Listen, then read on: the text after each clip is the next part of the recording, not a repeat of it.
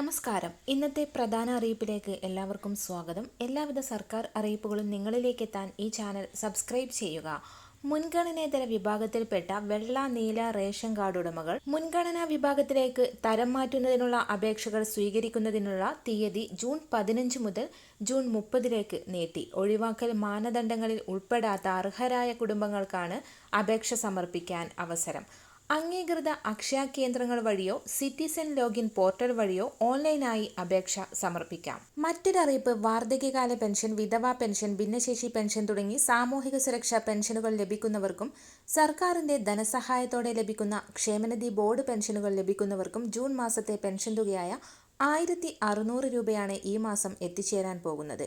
ഇതേ അവസരത്തിൽ തന്നെ സംസ്ഥാനത്തെ 25 ലക്ഷത്തോളം വരുന്ന കർഷകർ ഉൾപ്പെടെ രാജ്യത്തെ 10 കോടിയോളം വരുന്ന കർഷകരുടെ ബാങ്ക് അക്കൗണ്ടുകളിലേക്ക് PM കിസാൻ സമ്മാൻ നിധിയുടെ 20ാമത്തെ ഗഡുവായ 2000 രൂപ വിതരണവും കേന്ദ്ര സർക്കാർ ഈ മാസം തന്നെ നടത്തുകയാണ്. ഒട്ടേറെ പേർക്ക് സംസ്ഥാനത്ത് ക്ഷേമ പെൻഷനും അതോടൊപ്പം തന്നെ കിസാൻ നിധി ആനുകൂല്യവും ലഭിക്കുന്നുണ്ട്.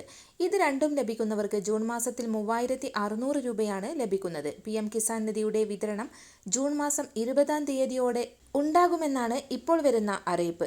ജൂൺ മാസത്തിലെ ക്ഷേമ പെൻഷൻ കുറച്ച് നേരത്തെ എത്തിച്ചേരുമെന്നും റിപ്പോർട്ടുകളുണ്ട്. ജൂൺ 19 നിലമ്പൂർ ഉപതിരഞ്ഞെടുപ്പ് നടക്കുന്നതിനാൽ അതിനു മുൻപായി ക്ഷേമ പെൻഷൻ വിതരണം ഉണ്ടാകുമെന്നാണ് റിപ്പോർട്ടുകൾ. ഇതിനായി തിരഞ്ഞെടുപ്പ് കമ്മീഷന്റെ മുൻകൂർ അനുമതി നേടുകയും സർക്കാരിന്റെ ഭാഗത്തു നിന്ന് നീക്കങ്ങൾ ആരംഭിച്ചിട്ടുണ്ട്. ഒരു മാസത്തെ ക്ഷേമ പെൻഷൻ തുകയായ 1600 രൂപയുടെ വിതരണമാണ് ഈ മാസം ഉണ്ടാവുക.